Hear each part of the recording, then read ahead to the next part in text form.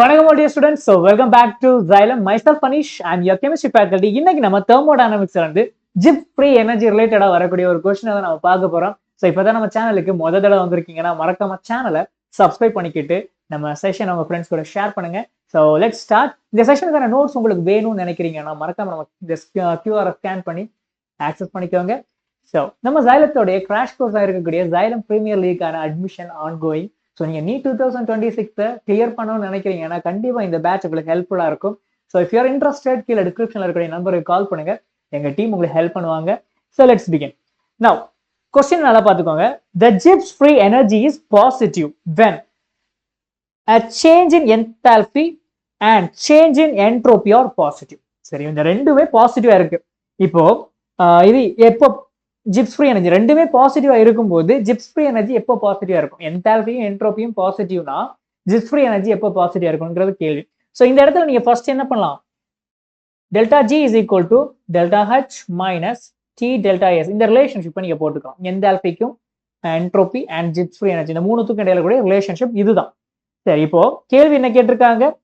Enthalpy delta H is positive, then entropy delta S is also positive. நல்லா பாருங்க, இதுவும் positive இதுவும் positive. அப்போ இது ஜிப்ஸ் ஃப்ரீ எனர்ஜி இந்த டேர்ம் எப்படி இருக்கு? பாசிட்டிவ்ல இருக்கு. Okay, positive. இது டெல்டா எஸ் பாசிட்டிவ். இப்ப பாத்துட்டீங்கன்னா இந்த இடத்துல ஜிப்ஸ் ஃப்ரீ எனர்ஜியோட வேல்யூ எப்படி இருக்கணும்? பாசிட்டிவ்ல வரணும்னா, இஃப் இந்த இடத்துல இருக்கக்கூடிய இந்த டேர்ம் பாசிட்டிவா வரணும்னா ஒரே ஒரு ஆப்ஷன் என்னவா இருக்கணும்? Delta H. ஓகே, டெல்டா ஹெச்சோட வேல்யூ இஸ் கிரேட்டர் தென், கரெக்டா? It's greater than T delta S. Am I right? T delta S. Correct தானே? ரைட்டா? எஸ். ஸோ அப்போ இந்த டெல்டா ஜியோட வேல்யூ பாசிட்டிவ் வரணும்னா என்தால்பியோட டேர்ம் வந்து கிரேட்டரா இருக்கணும். அப்பதான் இங்க இருக்கக்கூடிய டேர்ம் மைனஸ் பண்ணாலும் உங்களுக்கு கிரேட்டரான வேல்யூ கிடைக்கும். சரி, அப்படி இந்த பக்கம் இருக்கக்கூடிய டேர்ம் வந்து லெஸ் வேல்யூவா வரணும்னா டெம்பரேச்சர் எப்படி இருக்கணும்? லெஸ்ஸா இருக்கணுமா அதிகமா இருக்கணுமா? கண்டிப்பா லெஸ்ஸா தான் இருக்கணும். ஸோ தேர்ஃபோர் டெம்பரேச்சர் கம்மியா இருந்துச்சுன்னா என்ன ஆகும்?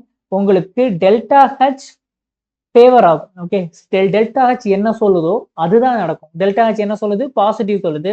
அப்போ டெல்டா ஜி என்ன ஆகும்? பாசிட்டிவா தான் இருக்கும். இதுதான் இங்க ரிலேஷன்ஷிப். ஸோ இப்படி நீங்க சால்வ் பண்றது பெட்டரா இருக்கும். சரியா? அப்போ டெம்பரேச்சர் வேணா இதை ஷார்ட்டா நீங்க யூஸ் பண்ணிக்கோங்க. Temperature is depends on. Temperature ஹையா இருந்துச்சுன்னா என்தால்பி சொல்றதை கேளுங்க. டெம்பரேச்சர் லோனா என்ட்ரோபி சொல்றது. ஓகே, சாரி, டெம்பரேச்சர் ஹைனா டெம்பரேச்சர் லோனா என்தால்பி, டெம்பரேச்சர் ஹைனா என்ட்ரோபி. சரியா? இந்த ரிலேஷன்ஷிப்பை மைண்ட்ல வச்சுக்கோங்க. Low temperature mean enthalpy, high temperature means entropy. இப்போ இந்த இடத்துல எனக்கு ஜிப்ஸ் ஃப்ரீ எனர்ஜி பாசிட்டிவ்ல வரணும். Okay, positive means it's non spontaneous. Non spontaneous. இங்க இருக்கிற என்தால்பி என்ன சொல்லுது? என்தால்பி நான் ஸ்பான்டேனியஸ்னு சொல்லுது. கரெக்டா? நான் ஸ்பான்டேனியஸ்.